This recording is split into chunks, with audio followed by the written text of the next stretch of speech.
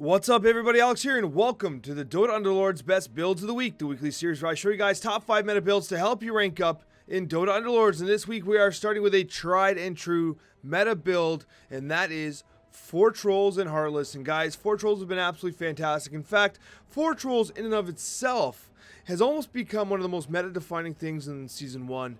You add 4 Trolls and you add good stuff. In my experience, 4 Trolls Heartless, and this build tends to be amongst the best you can do. If you want more DPS and less tankability, what you can do is you can actually add, Lifestealer in. You can even run more if you have 10, of course. The Night bonus does make a difference.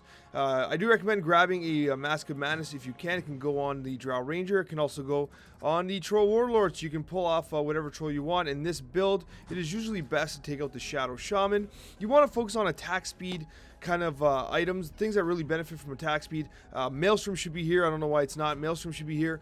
Witch Doctor with the bash is a good idea as well. Now with the Shadow Shaman, although Shadow Shaman's attack rate is super fast, I find that the Octarine gives the best value because his ability can be very, very, very key, especially against Bloodseekers when you're spawning multiple Serpent Wards and this Bloodseeker gets to get pulled away against those summons, right? Enthrall and Essex is key here as well. But at the end of the day, you go 4 Trolls, you go best available from there, and you tend to find a lot of success. The 4 Heartless effect is really good because you're reducing the armor. And the nice thing about Trolls is that you're at a position where you're going to be doing lots and lots of auto attack damage because of the rate of attack. Now you don't have to go Arcane Boots on someone like Batrider. If you want to get something more impactful, even a Chrysalis or anything like that, you definitely can. Batrider will be doing a ton of DPS. Maelstrom is fantastic on Batrider in these builds. Actually, you know what? I'm going to do it right now. I'm going to grab that Maelstrom. I don't know why I don't have it out there. Maelstrom could be great on Batrider as well. I do like the Arcane Boots on Batrider. He only has 20 mana, so he activates it right away. But that's okay, you don't need to. You can put Arcane Boots anywhere else if you wish. But because he's a troll, he's going to get the troll benefit. He's going to be attacking very rapidly. And of course, with that, he'll be able to proc the Maelstrom very frequently. He's only second to attack speed from Shadow Shaman. But regardless, 4 Trolls and good stuff, a fantastic build. And 4 Trolls Heartless continues to be a meta-defining build. And for the second build of the week, I'm talking about Bronies again. And Bronies have been absolutely fantastic in the current meta. And with Bronies, the interesting thing is people are catching on to them. You are starting to see games where people are running Bronies. At least one person, if they see them uncontested, they're running the Bronies. And what you're finding is that they're generally finishing in the points. Bronies tend to be very good, especially if snowballed early. If you're able to get a quick 2-star Bristleback absolutely carries. Snapfire post-nerf, of course, still kind of struggles in the early game. But if you can add in a Viper, the problem is with Viper and Snapfire is Viper will tend to steal a lot of your kills. I do recommend actually staying away from Snapfire. In fact, I don't even run Snapfire in most of my builds. I'll run her early if necessary, but as soon as I can, I transition into Beastmaster and Juggernaut and Bristle if I can. Once again, a reminder, anytime you see a 3-star unit, it's just a reminder that these are units with new 3-star effects being applied.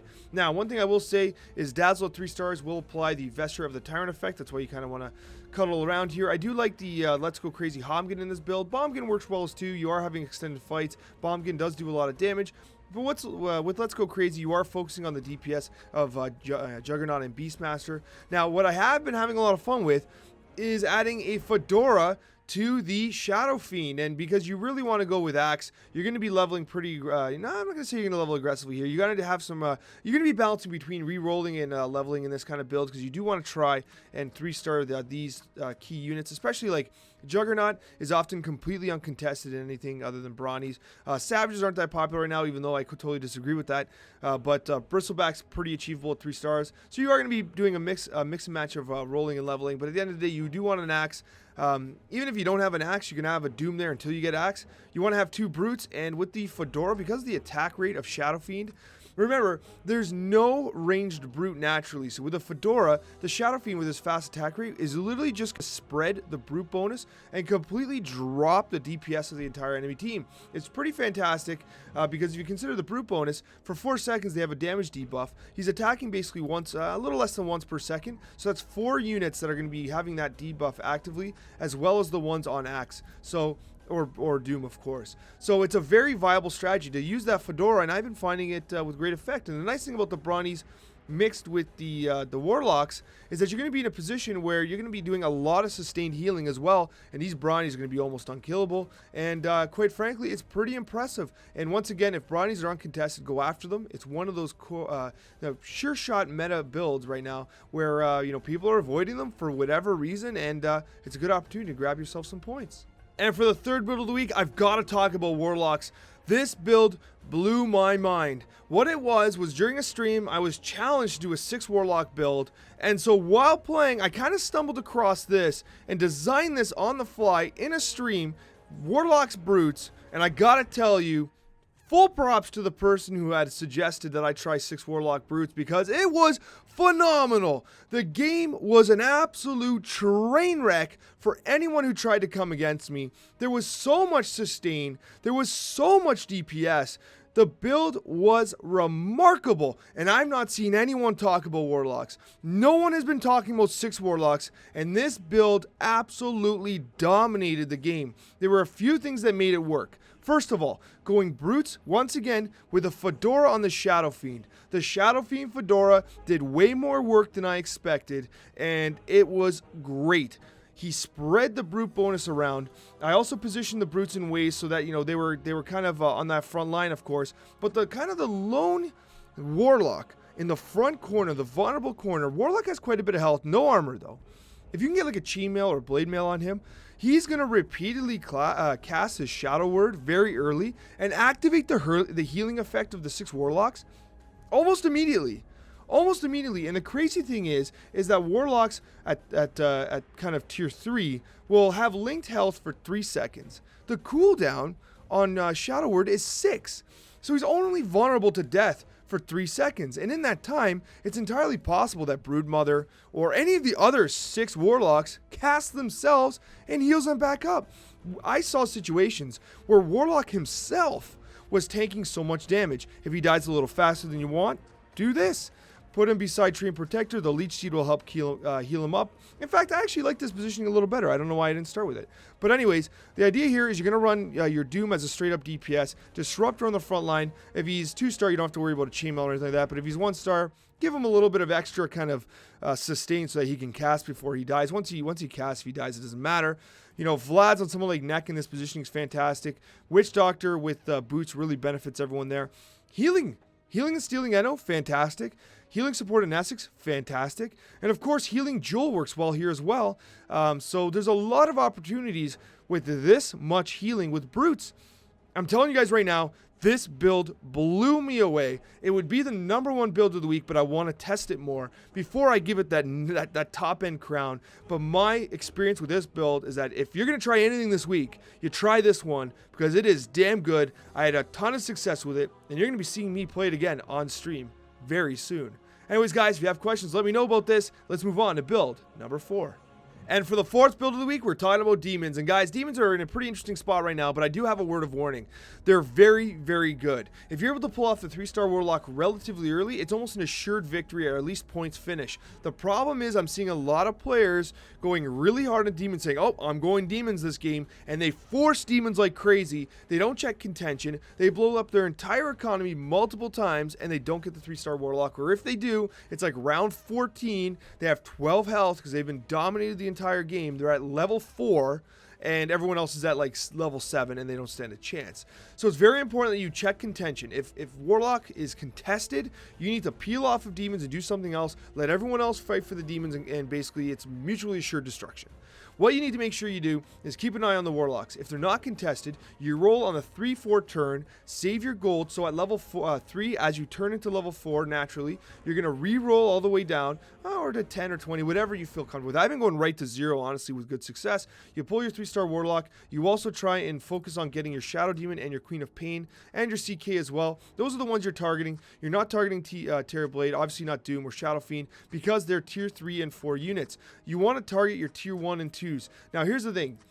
Ogre Magi is fantastic in this build, especially with Restore Circlet. He casts very often, and he does a ton of damage when he bloodlusts himself, of course. Now remember though, you only have so much space, and your priority is to get Warlock to 3 stars, and he's going to occupy quite a bit of bench spaces there. I do recommend Queen of Pain as well. She's an incredible high amount of DPS, but remember, you have to check contention. Do not go into this build if Warlock is heavily contested. You're going to have yourself a bad time. Item-wise, Void Stone works very well for Shadow Demon. I do like getting Restore Circlets for Warlock and the Ogre Magi. Remember, Ogre Magi is optional. Super good if you can get him in there. KO works really good on Queen of Pain, but anything that focuses on her attack speed like Moon Shard, even Chrysalis early on is great because of the raw output of damage that demons are able to do.